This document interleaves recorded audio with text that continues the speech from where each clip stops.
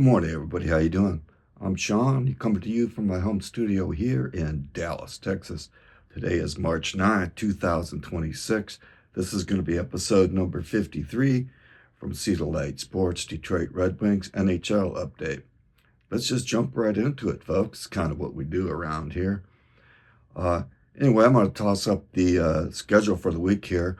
Obviously, we played New Jersey last night. We'll cover that here in a bit, but it's going to be a pretty busy week here for us. We play, we play again on we got a rematch with Florida, and then Dallas coming up in Tampa Bay. So some tough games here.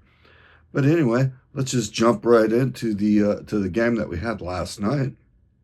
We coming off our 2-game losing streak, which soured me. But nonetheless, we were on the road in New Jersey, facing the New Jersey Devils and the Hughes brothers here. Tough opponent, but we're tougher. But anyway, let's just jump right into the game here. It was nice to see us come out with some jump and some fire. I thought we played pretty well right out the gate. We were motivated. We were without Larkin. That's a huge blow, but hopefully Larks he's on the trip, so he'll be good in the room, and hopefully he'll heal up, and that's not too significant of an injury, which appears like that's the case. But nonetheless, starting off early, this is kind of what you want to try to do on the road. Is you had Cider at the 3:20 mark.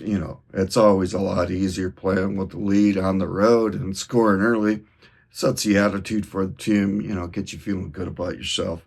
But we were playing some pretty good hockey. Anyway, 1-0 lead there, and that's where it hung on into heading into the second period. Again, we were playing pretty decent hockey, going back and forth, trading some punches. This is kind of like getting into this. This is a great part of the season where all these things are pretty much like playoff games. They have great atmospheres. They're a lot of fun to watch. And this was kind of having a little bit of that effect because each game of these, the 2 points and the regulation wins, they're huge, man. They are huge. But anyway, in the second period, I'm rambling on. We're generating chances, and then we ended up going to get it going on the power play where we got JVR, and that's a power play goal at 6:37. Mark giving that Detroit Red Wings a 2-0 lead. And it's great to see JVR back on the score sheet. The secondary scoring for us coming down this stretch is going to be key, and JVR is one of those guys that's going to be key for us going forward here.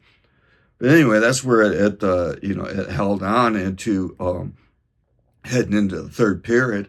Make note that Gibson got ran into there. Looked like he tweaked something, but he didn't start the third period. So heading on into the third period, it's still 2-0. Detroit's playing pretty well defensively.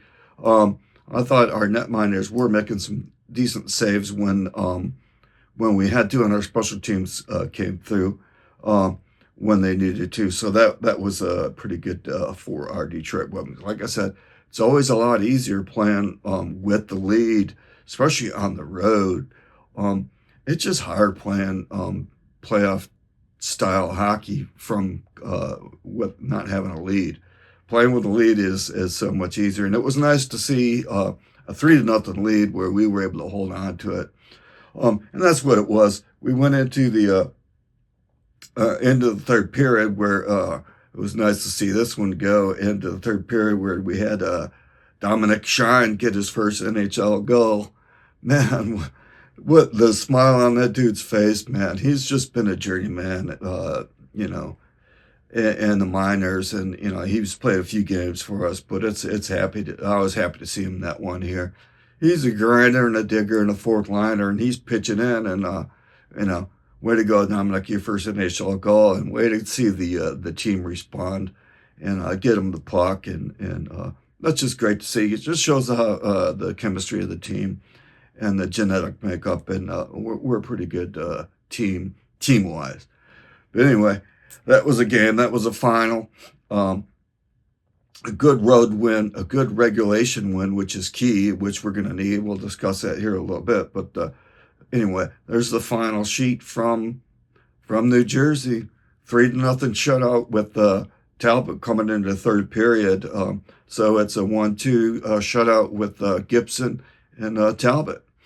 So here we go. Let's move on and look at the results, man. There were some games that were played yesterday. There wasn't a whole lot, but man, they were spread out. It was Hockey Day in America, but there were some good hockey, and just to show how tight these are. I mean, if you looked at the Boston, the Colorado, and Dallas, all those games went into overtime or shootouts. So you're looking at parity points. So you can't stumble, you can't fall, because these 3-point games. It's like teams are just. They're not dropping when you're going into overtime, because that's 3 points, and instead of getting 2, and they're giving up 1. But nonetheless, just look at these scores real quick. You had Pittsburgh over Boston 5-4 in overtime. Colorado over Minnesota 3-2 in a shootout. Dallas over Chicago 4-3 in overtime. In this game, folks, right here, Buffalo Sabres and Tampa Bay. Oh man, what a game that was. I hope you tuned into that. It was a barn burner. 8-7 with Buffalo winning. Buffalo takes over the first place in the Atlantic on that one, man. Buffalo is tough. They're coming from behind. That game, I counted Buffalo out like 2 or 3 times in the third period, and they came from behind and won that game, folks.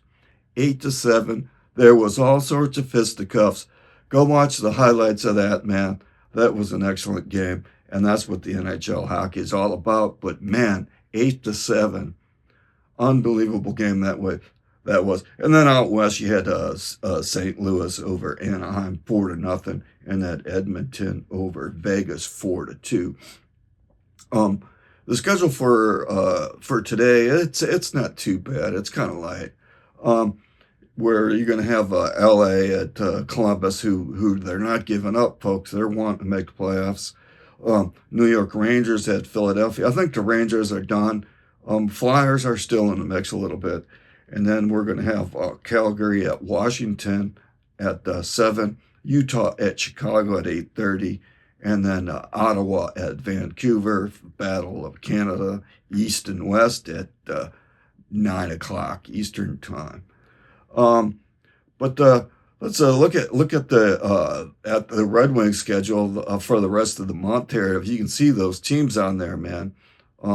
We're on every other night schedule. We're playing playoff teams that want to make it in the mix. We're in the middle of heading in the middle of March here. We can't stumble fall like we've had in the previous years. Yeah, we got a better team. But all these other teams in the mix are better as well, so it's going to require us to be even better than we were last year. It's going to be tight, folks. We can't dick around here. But anyway, that's the schedule. Like I say, our next game is going to be Tuesday against Florida. See if we can redeem ourselves against them. But that's going to be a huge 2 points. We need regulation wins and all these guys. But anyway, let's pull up and look at the Eastern Conference wild card here. As you can see, that victory with Buffalo, man, that's a pesky team. That moved them up into the first place, into the Atlantic. Our victory there in regulation moved us into the third and out of the wild card, which is good. We don't want to be down there dicking with the teams underneath there. Catching us. We do not want that. So let's just keep playing these games. And like I said, those games that we're playing for the remainder of the month, these are teams that are wanting it too. So we got to up the ante. We got to be intense. We got to play. And let's hope we can remain healthy and get this stuff going. Down the stretch, each game is going to be even more tighter and more important than the next. It's going to be playoff atmosphere. Getting it in, you guys got to have some moxie here. You got to show some heart, and you got to be ready. We got to be on the relentless pursuit of the puck on the forecheck. And then here's a few keys that that even when we're not playing, that we need to do that are going to generate some more wins. I think that for the key for us that we need to do is we need to up the ante on our special teams. We were connected on our power play last night, and that was good to see. And then some PKs, but that we need to improve on that. Our power play percentage has dropped down to the 11th. We're 22.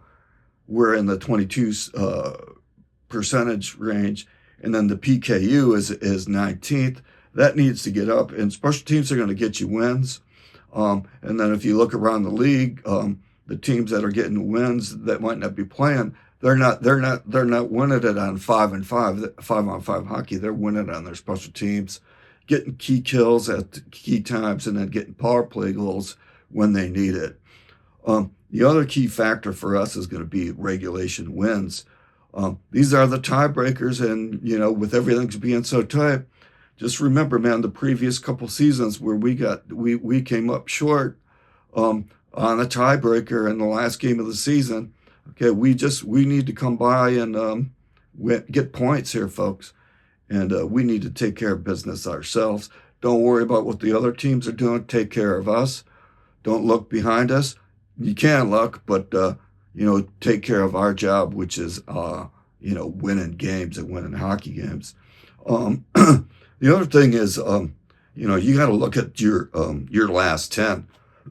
Pardon me. You're not going to get in playing 500 hockey, and that's where we're currently sitting at, 4-2. I don't care what you count, the 2 extra parity points. They're nice, but that's actually a losing record if you look at it, because that's 4-6. So that's going to get you nowhere but on the golf course. If you're going to be playing that, get your Detroit Red Wing golf bag out, because we're going right back there.